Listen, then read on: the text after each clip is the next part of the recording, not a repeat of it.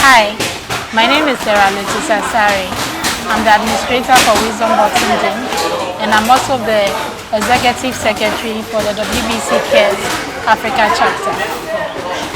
I got into boxing through my dad.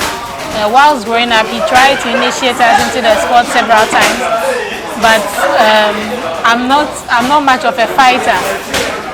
I'm more interested in administrative stuff or in terms of writing those aspects. So I would say that I got more involved in the sport during the advent of the COVID pandemic.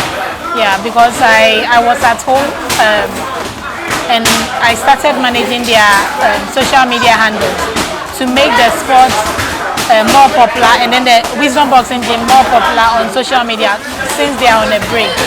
So what happened was that when I got into it, I was identified by the World Boxing Council, and then they asked if I was interested in being their representative in terms of the CARES program.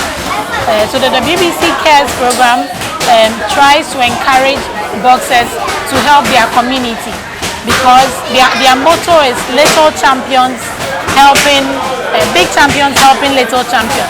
That once you win a WBC belt, it's not something that you just keep in your wardrobe or something of that sort, but it's a platform for you to be able to create change in your community, in your country, because once you become a champion, you have so much influence, and that's what I've been doing. So boxing is something that is changing so many lives. For instance, with my role here as an administrator at Wisdom Boxing Gym, we have two females who have learned the sport to some level, and both of them have been beneficiaries of various projects, and that has changed their lives. And one of them is called Sarah Boche, and she was a beneficiary of the Liberating Stories of Women, where she was taught how to use a mobile phone to make films. Currently, she's working with a PAM, and what she does is she manages their social media handle, and while she's practicing her boxing alongside. I can also talk of a lady called Mary. With Mary, she dropped out of school before joining Wisdom Boxing Gym, but once she got here, realized that if you want to be a boxer, you don't have to give up your educational dreams, and because of that, she's been taken back to school. So these are two stories that are not unique.